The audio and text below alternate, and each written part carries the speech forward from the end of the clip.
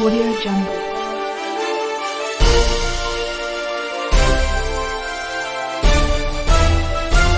Audio Jungle.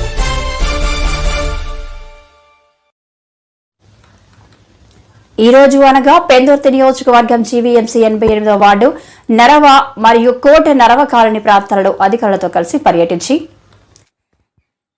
Meghadrigadda reservoir భారీ వర్షాల కారణంగా రిజర్వాయర్ కాలువ కోట నరవ గవర జగ్గైపాలెం ప్రాంతాల మీదుగా వెళ్తుండటంతో కాలువలో పూడిక తీయకపోవడం వలన నివాస ప్రాంతాలు నీరు చొరబడడంతో ముంపుకి గురయ్యే అవకాశం ఎక్కువగా ఉన్న కారణంగా తగు చర్యలు తీసుకోవాలని అధికారులకు సూచించారు. మరియు మరుగున పడిన కలవట్టుల నిర్మాణ పనులు మరియు పాడే ఉన్న రోడ్డు పనులు త్వరితగతిన పూర్తి చేయాలని అధికారులకు సూచించిన ఉమ్మడి విశాఖపట్నం రూరల్ జిల్లా అధ్యక్షులు పెందుర్తి నియోజకవర్గ శాసనసభ సభ్యులు శ్రీ పంచకర్ల రమేష్ బాబు గారు, వీరితో పాటు జీవీఎంసీ జోనల్ 8 కమిషనర్ గారు హైమావతి గారు, జోన్ 6 కమిషనర్ సన్యాసి నాయుడు గారు, జీవీఎంసీ 88వ వార్డు కార్పొరేటర్ ముల్లి ముత్యాల గారు, రెవెన్యూ అధికారులు మరియు జీవీఎంసీ ఉన్నతాధికారులు మరియు జీవీఎంసీ 88వ వార్డు అధ్యక్షులు శ్రీకాంత్ గారు, శివ గారు, జీవీఎంసీ 88వ వార్డు ఉమ్మడి ఎన్డీఏ మహాకూటమి నాయకులు, కార్యకర్తలు మరియు గ్రామ పెద్దలు పెద్ద సంఖ్యలో పాల్గొన్నారు. మొన్న కురిసిన భారీ వర్షాలకి చాలా ప్రాంతాలు రోడ్ల మీదకి కానీ ఇళ్లలోకి కానీ మరి ముఖ్యంగా ఈ ప్రాంతంలో నీరు చేరటం, ఒక 4 అడుగులు 3 అడుగులు రోడ్డు మీద నీరు ప్రవహించడం అనేది ఎందుకు జరిగింది అని చెప్పి మొన్న నేను ఊర్లో లేను, మొన్న మా ఎమ్మెల్యే గణబాబు గారు విజిట్ చేశారు. ఈరోజు అసలు ఎందుకు అలా జరుగుతుందని చూస్తే ఫ్రీ ఫ్లోయింగ్ డ్రైనేజీ లేకపోవటం కానీ, కొంత కలవత్తు జరాయితీ అని అందరూ చెప్తున్నప్పటికీ కూడా నాకు ప్రతి వారికి నాకున్న లిటిల్ అవగాహన ఏంటి అంటే, ఎక్కడా కూడా కలవత్తు పక్కన ఫ్రీ ఫ్లోయింగ్ ఉండటం కోసం జరాయితీ ఉండదు. జరాయితీ ఆ పక్కన ఈ పక్కన ఉండొచ్చు కానీ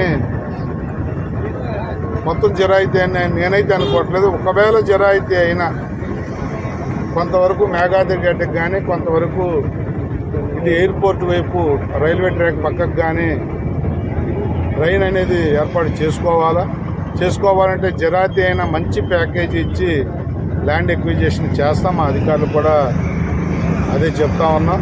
గణబాబు గారు నేను కూడా మాట్లాడుకున్నాం. ఎందుకంటే భవిష్యత్తులో ఇప్పుడు మనం నిలబడిన రోడ్డు పక్కన ఇల్లు హైట్లో కట్టుకోవటం వల్ల ఇది మరీ లో లేయింగ్ ఏరియా అయిపోయింది రోడ్డు. రేపు వేయబోయే రోడ్డుని ఒక 3 అడుగులు హైట్ పెంచి రోడ్డు వేయాలన్న ఒక ఆలోచన చేశా.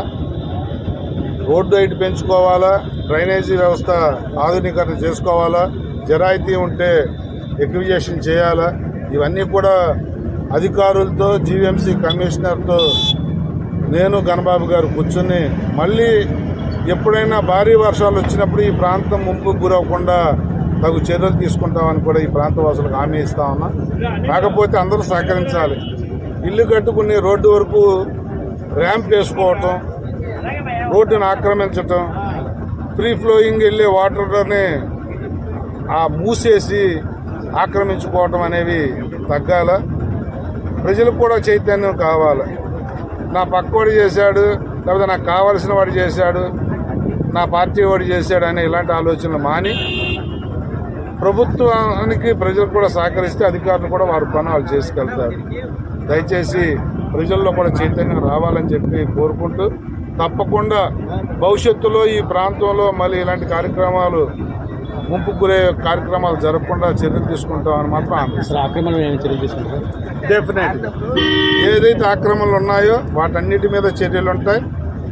జరాయితీ తీసుకోవాల్సిన దగ్గర కూడా నిర్మోహటంగా వాళ్ళకి మంచి ప్యాకేజ్ ఇచ్చి జరాయితీ ల్యాండ్ కూడా తీసుకుంటాం. అందుకే మా అధికారులకు ఆదేశాలు ఇచ్చాం. ఏదైతే మేము డ్రైన్ తవ్వాలనుకుంటున్నామో ఆ ప్రాంతంలో ఈ మధ్యన ఏమైనా ఇల్లు కట్టే ఆలోచన ఎవరన్నా విరమించుకోండి. ఎందుకంటే ఇల్లు కట్టిన తర్వాత కూలగొట్టలేం కాబట్టి ఆ డ్రైనేజీ అష్టవంకర్లు తిరగకుండా స్ట్రైట్గా రావాలి అంటే ప్రజలు కూడా మాకు సహకరించమని చెప్పి కోరుతాం. బఫర్ జోన్లకి జీఎంసీ రెవెన్యూ కూడా అనుమతి ఇవ్వడం వల్ల జరుగుతుంది. ఏంటి బఫర్ జోన్ వదిలికుండా జీఎంసీ కానీ ఇటు రెవెన్యూ కానీ వదిలేస్తారు చూపించడం లేదండి. కొంత అధికారులకు కూడా ఒత్తిడి ఎవరొకరు అధికార పార్టీలో ఇన్ఫ్లుయెన్స్ చేయటం ఏదో ఇలాంటివి జరుగుతూ ఉన్నాయి. నేనైతే మా అధికారులకి ఘనబాబు నేనైతే మాటిస్తా ఉన్నా, ఎట్టి పరిస్థితుల్లో ఒకరిద్దరు స్వార్థపరుల వల్ల వ్యవస్థ పాడవకూడదు, ప్రజలందరూ సఫర్ అవ్వకూడదు అనేదే మేము అదే మోటోగా ముందుకు పోతా ఉన్నాం. తప్పకుండా వారం రోజుల్లోనే, ఎందుకంటే కమిషనర్ కానీ వీళ్ళందరూ విజయవాడ విధుల్లో ఉన్నారు, ఆయన రాగానే ఒక రివ్యూ పెట్టుకుని నేను ఘనబాబు గారు మాట్లాడుకున్నాం. ఒక వారం రోజుల్లో రివ్యూ పెట్టుకుని పక్కా ప్లాన్తో ఆధునీకరణ చేసే కార్యక్రమం చేపడతాం. Thank you.